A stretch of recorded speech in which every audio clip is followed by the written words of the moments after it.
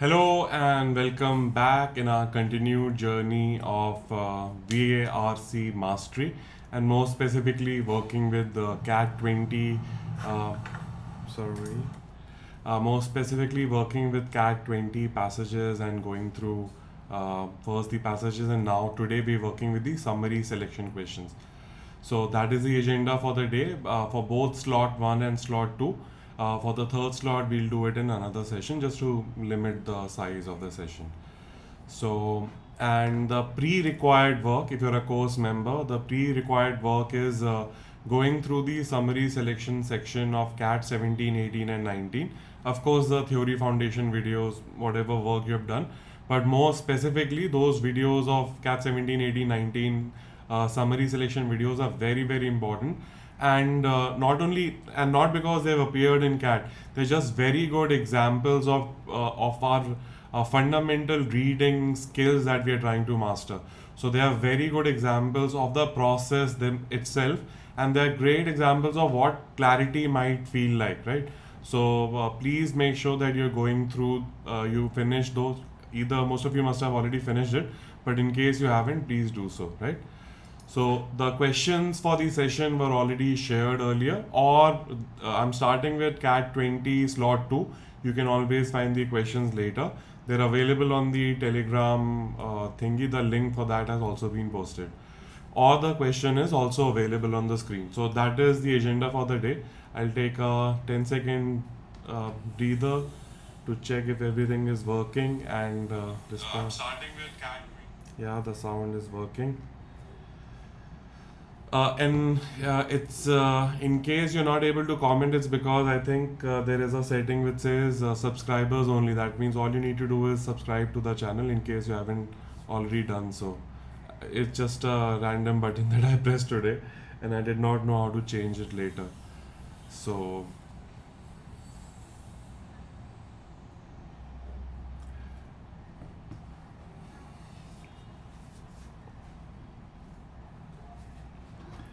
I thought CAT was a math exam.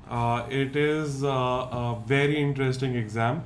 It has maths, it has a lot of reading, and now even the logic section is the puzzles and problem solving, basic deductive logic, but the puzzle size could be bigger. So it's now a three-prong test. It's always been a three-prong test, and even the reading section is beautiful to work with. It can do wonders if you start preparing for it. It can do wonders to your reading skills and habits as such. So no, it's not only a maths exam.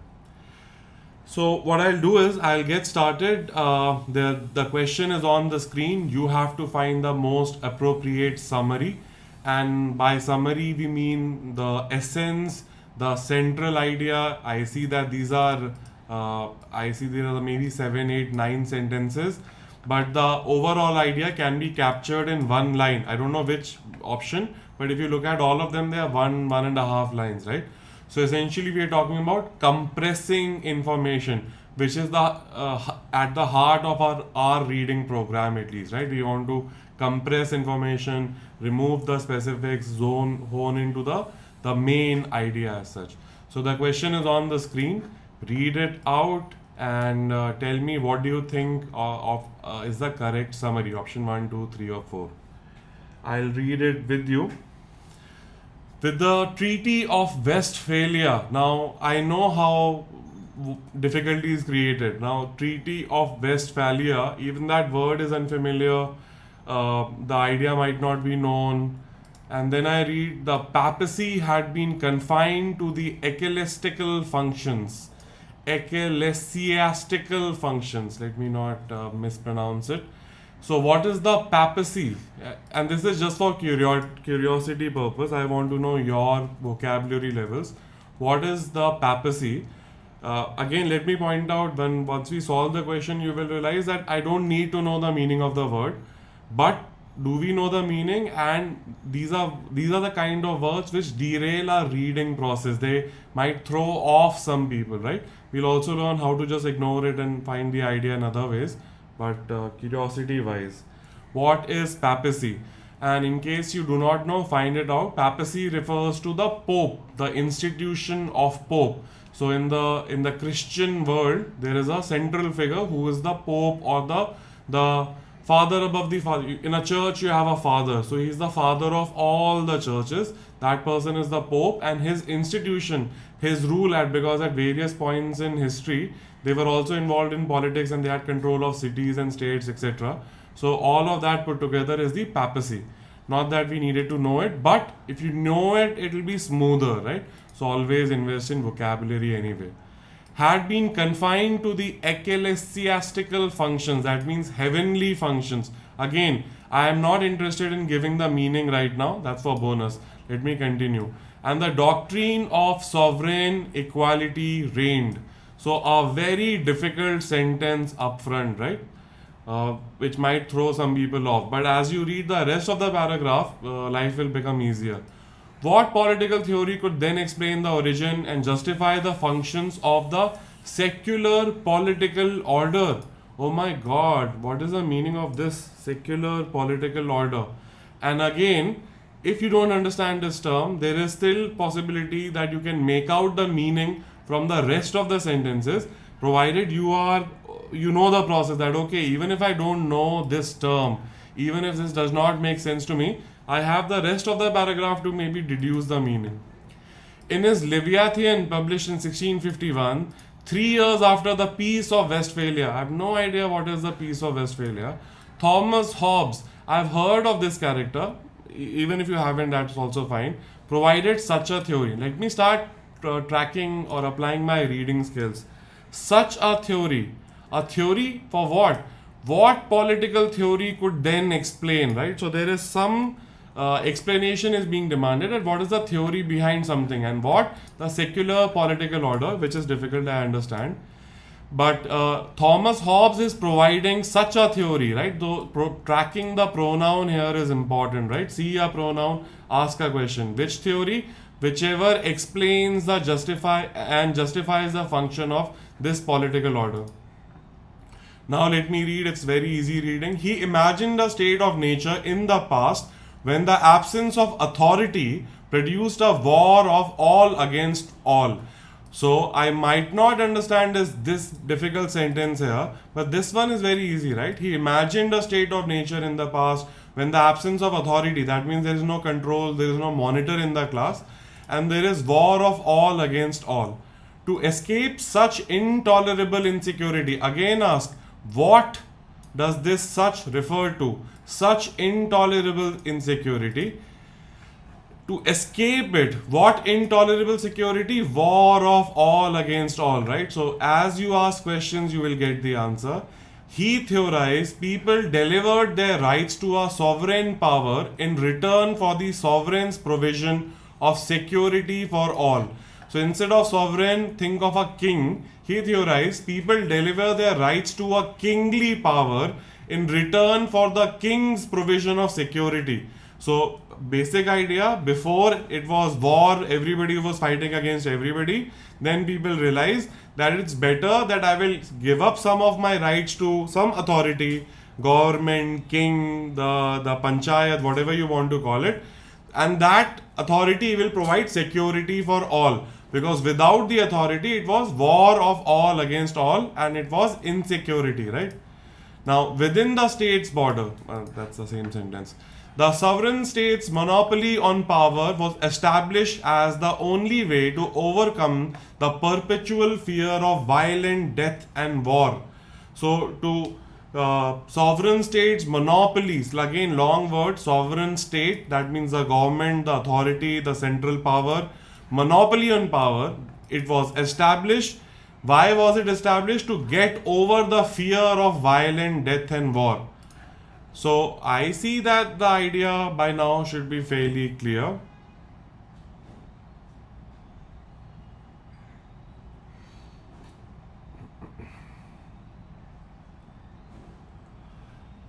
Right, so I've gone through, what I'm trying to say is, because I'm doing multiple things, I'm reading it with you and I'm also commenting upon the data. This sentence was difficult, not a problem. I continue reading, I mark it and I'll come back to it later. such a theory for what? For this, why this new political order was established. And he said earlier there was a state of war against everyone, everyone was fighting everyone, and that made everybody insecure. There was a fear of violent death and war. To get over this, people said we will give the power to the authority, to the central state, to the sovereign, to whatever the parliament, and they will have monopoly on power, so that in return they will provide security. Right?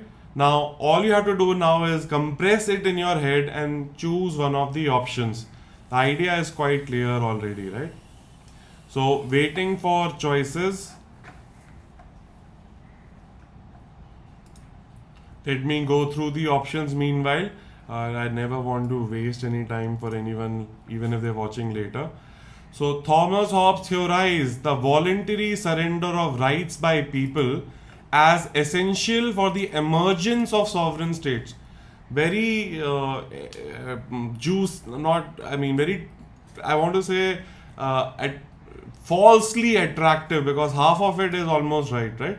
Thomas Hobbes theorized the voluntary surrender of rights, because I saw people gave up their rights, as essential for the emergence of sovereign states. Or was it, when I read it, I felt that it was more about the getting over the chaos and the insecurity, right? So that part was very important, that the rights were not just given so that the state can be formed.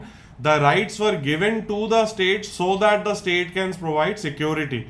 So that idea has not been captured in this option, and therefore I am ruling out option 1. I'll make it small and insignificant.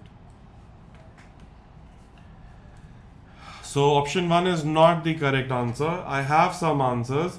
I have Pranami saying 3, Michael saying 4, Tushi saying C, and Kumar saying 3.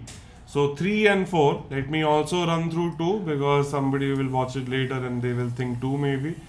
Thomas Hobbes theorized the emergence of sovereign states as a form of transactional governance to limit the power of papacy. What nonsense, right? And it is very important to learn from these options and understand what games are being played.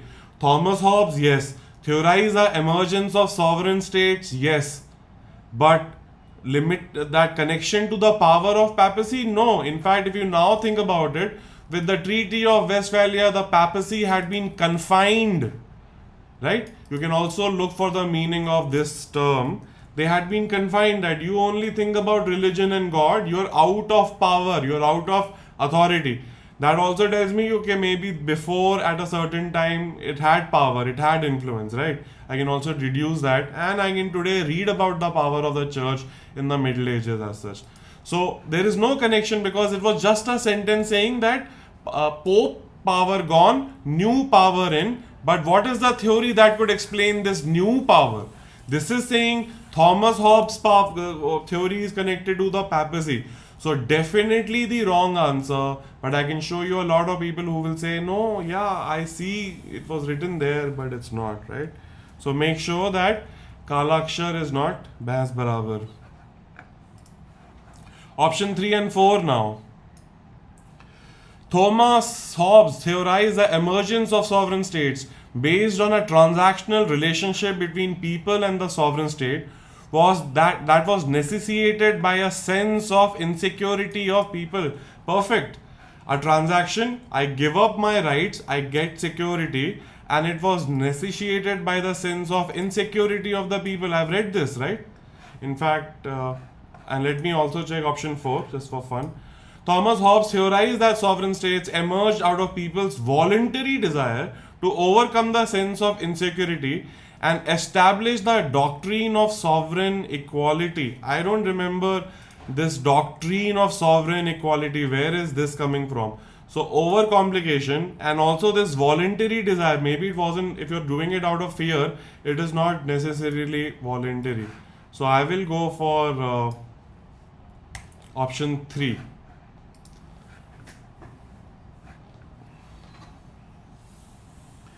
Yes, option 3. And this is my view of the passage. So if I look at it, this line wasn't very important. I mean, even if you got confused, you can ignore it. What political theory even if this term secular political order, by the way, what we have right now, not maybe, I mean, theoretically at least world over in the democratic system, is the secular political order. That means the government at the center or the government that runs the country or countries, it has nothing to do with religion as such. These days there is a lot of drama and attempt at connecting it to religion, but theoretically it is not supposed to have any connections to religion, and that's why it is being called the secular political order.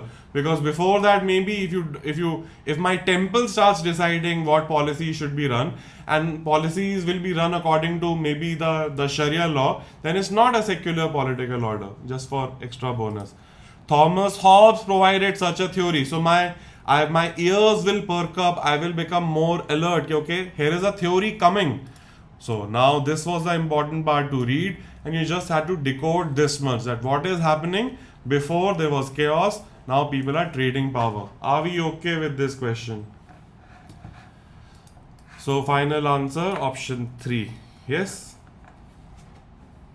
Yes. Please try this question out, and let's go through its analysis quickly. All humans make decisions based on one or a combination of two factors. Easy sentence. This is either intuition, okay, I am seeing one idea, or information. It just said two factors, right? And I saw intuition or information. Decisions made through intuitions are usually fast. People don't even think about the problem. It is quite philosophical, meaning that someone who made a decision based on intuition will have difficulty explaining the reason behind it. The decision maker would often utilize her senses in drawing conclusions, which again is based on some experience in the field of study. So now if I ask you, what is this whole paragraph that I'm highlighting about? It's about intuition. On the other side is a very big indicator, that the story is going to change. So this area is about intuition. On the other side of the spectrum, if I've been reading well, I can say it will be about information. We have decisions based on information. Perfect. These decisions are rational. It is based on facts and figures, which unfortunately also means that it can be quite slow. The decision maker would frequently use reports, analyses, and indicators to form her conclusion. This methodology results in accurate, quantifiable decisions, meaning that a person can clearly explain the rationale behind it. I hope everybody has read it. It was just a slow reading. I'm assuming the mind reading is faster. And now tell me, what is the correct summary? Option 1. While decisions based on intuition can be made fast, the reasons that led to these cannot be spelled out. Can this be the answer? And what is your reason behind it? We make decisions based on intuition or information on the basis of time available. Okay. It is better to make decisions based on information because it is more accurate and the rationale behind it can be explained. Okay, maybe.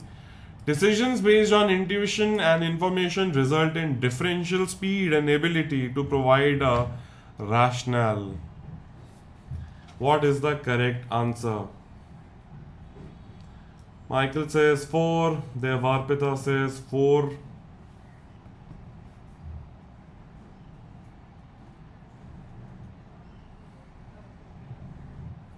Pranami says 4. So let me start working option by option. While decisions, because we also want to learn from the incorrect answer, right? We want to learn, that is the same as the right, logic wise, the practice is the same. While decisions based on intuition can be made fast, the reasons that led to these cannot be spelled out. Okay, this is this part of the story. I want a summary for the whole paragraph. So let me go for my color coding. This is only the red part of the story, that the intuition story. So if I say this is the summary, maybe only for this part of the paragraph. So that's why option 1 is not my answer. Quickly rejected. We make decisions based on intuition or information on the basis of the time available. The time was mentioned, if I read it again, are usually fast and it said these decisions are usually slow, but did it say that we choose when to make intuitive decisions and when to make informational decisions, and it's dependent on the availability of time? No, it said this is fast and this is slow. It did not say that we make it on the basis of the time available. I hope the logic is clear. It is better to make decisions based on information. Did it say anywhere that any one side is better? Here it does say results in accurate quantifiable decisions, meaning a person can clearly explain the rationale. But overall, do you get this, that he is saying one is better than the other? I am not getting that vibe, so I'll quickly reject it. Because I see it was a balanced, at least how much of the paragraph taken by each idea. So therefore, my answer is this. Right? So get comfortable with how the option is also created. You know the idea. The same idea will be mentioned in a couple of different words or formations as such, right? So just the idea in different words is the trick of the whole overall reading game. So everyone got the answer. I'll move on. I hope everyone is having fun as well. The rural-urban continuum and the heterogeneity of the urban settings pose an obvious challenge to identifying urban areas and measuring urbanization rates in a consistent way within and across countries. An objective methodology for distinguishing between urban and rural areas that is based on one or two metrics with fixed thresholds may not adequately capture the wide diversity of places. A richer combination of criteria would better describe the multifaceted nature of cities' function and its environment, but the joint interpretation of these criteria may require an element of human judgment. Right? So it takes 30 seconds to read it even slowly and out loud, though you might need to actually read it a couple of times. Distinguishing between rural and I'm going through the options also just to cover the time. Distinguishing between urban and rural areas might call for some judgments on the objective methodology being used to define a city's function. Let's just, I'll leave the options to you. Give me an answer. Michael says, I hate reading. No, you cannot. There is no choice. If you want to be like a valuable member of the society, you have to read a lot, one way or another. So, and it is one of the funnest thing to do. Even this is fun because, the idea is if you concentrate on anything, it's fun. The other idea is that this is a test kind of reading, but otherwise reading is also graphic novels and Harry Potter and Lord of the Rings and Vonnegut and Asimov and all kinds of things in between. Very, very exciting materials out there, right? Human beings are stories essentially. So stories are great. Reading is stories. Though some people will say that TV is the same, but it's not.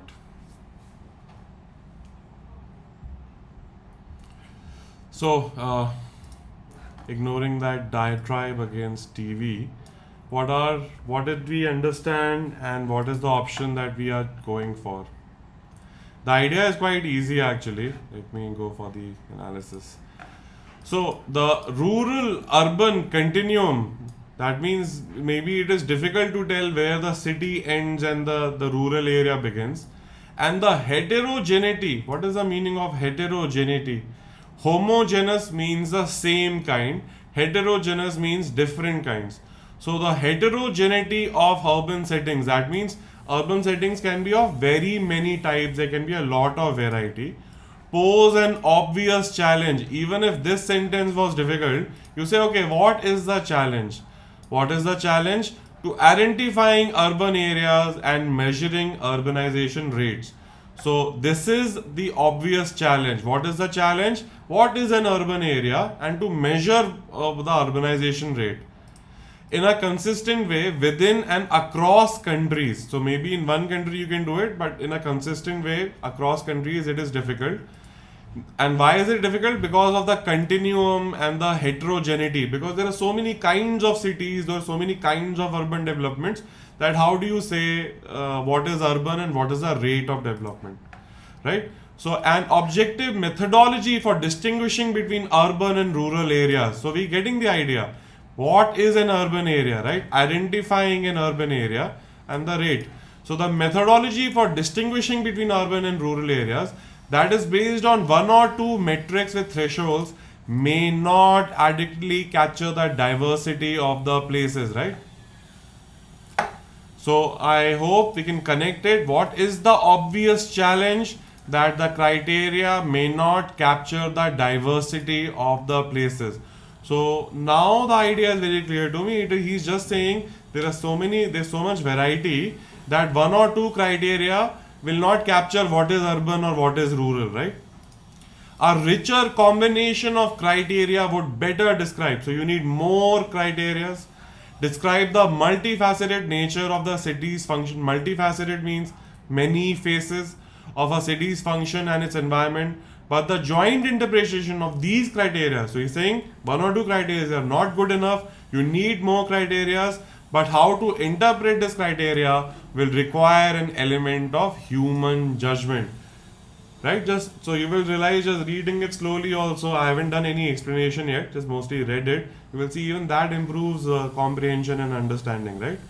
So let me recap again without this time referring to the paragraph.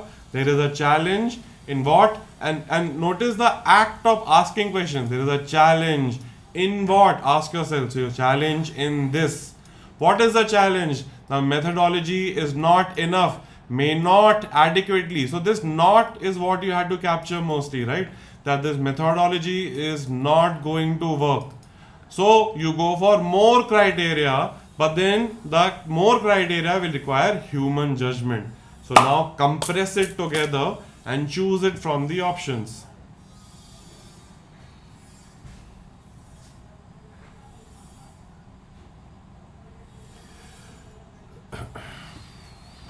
Somebody saying options are closed. No, the options are not closed.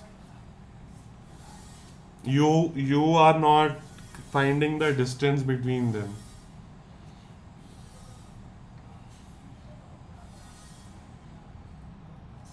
So I can only deal with specifics, right? So I can go question after question after question, and we've gone through, there are hundreds, I mean, maybe reaching 100 hours of reading work. And there has never been a case where we had to say, oh, there are these two options and how do I choose? There's always been clarity, right? Okay, I know this is the answer and this is the problem with the rest of the options. Like you are seeing right now.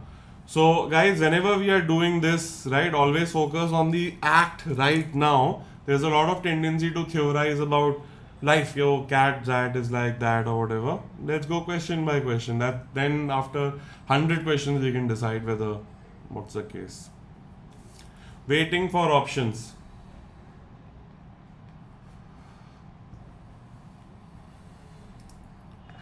There is an obvious challenge to what? To identifying what is urban. Then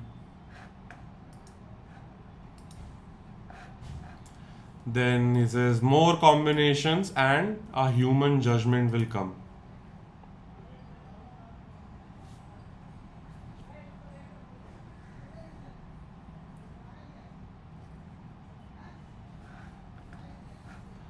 So let me go option by option. Distinguishing between urban and rural areas might call for some judgment on the objective methodology being used to define a city's function. Read it slowly compared to what we have read, right? Distinguishing between urban and rural areas, okay? This part of the story, you like, maybe this is the right option, right? Might call for some judgment, but remember, the judgment was about that it will require an element of human judgment. There will be many criterias and then the human judgment will come. Here it is saying something else. Some judgment on the objective methodology. Yes, the word methodology has been mentioned in the paragraph, but does that mean the judgment was about the methodology? No. The methodology was a different story. It was like methodology has some problems. So you go for more criteria and therefore after the more criteria you will require human judgment. So is this close? No, this is wrong, absolutely incorrect. It is not saying. So right? So your concentration, your ability to work with words and whatever investments you have made there, some vocabulary obviously is needed, right? And that's why a big the difficulty of accurately identifying urban areas. Yes, I'm feeling good, right? Because oh, I know this idea is accurate so far. The difficulty of accurately of identifying urban areas means that we need to create a rich combination of criteria that can be applied to all urban areas. No, no, no, no, no, no, no. We need a rich combination of criteria, but it will require a human judgment as well. So this is not covering it, right? And notice how it is designed to trap you. Ki, oh yes, this I saw, I will match it. No, read fully. Current methodologies used to define urban and rural areas are no longer relevant to our being able to study trends in urbanization. Is that it? Current methodology are not relevant, or has he suggested something also? He has not only pointed to a challenge, he has also given a kind of solution. So just saying that current methodologies do not work is not the essence of the paragraph.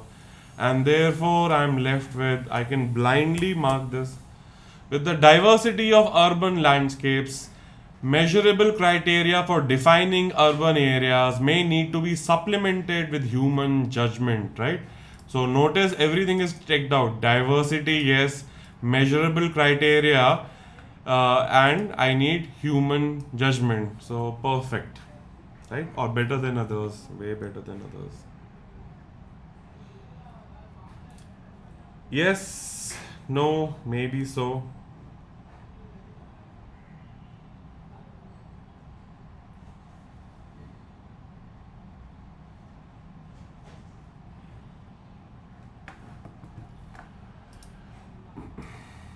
Option 2, somebody said, the difficulty of accurately identifying urban areas. I know this part is okay, seems okay, right? Means that we need to create a rich combination of criteria. Yes, rich combination of criteria, but read this. A richer combination of criteria would better describe the nature of the city and the environment, but the joint interpretation of these criteria may require human judgment. Where is this idea covered in this sentence?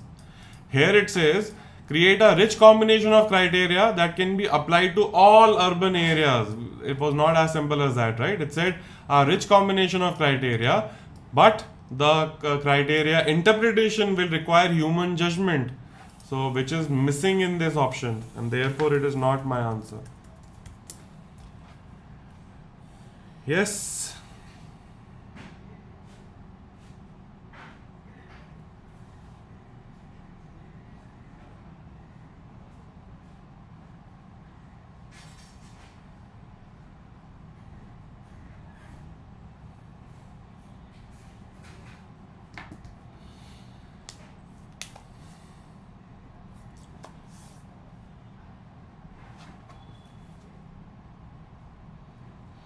Okay, so maybe one more. Okay, no, I'll stop right now actually. So this is from the second slot. Three questions from the second slot. The remaining three I will do in the next session.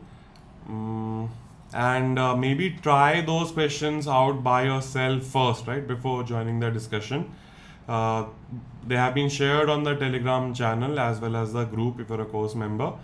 And once again, if you haven't done the work, go through the CAT 17, 18, 19 summary selection videos. They are a lot of fun because you will see it with clarity. I hope the kind of clarity that was available here, right? That you know exactly why the answer is, why the options do not work, and you see the organization of information well as well, right?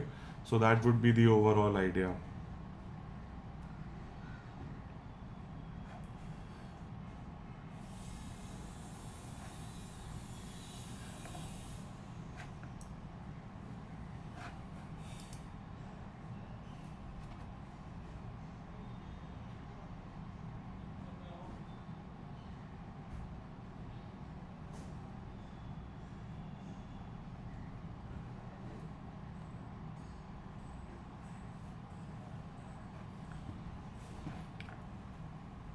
Yeah, I'll stop now. I'll continue the other three in the next session.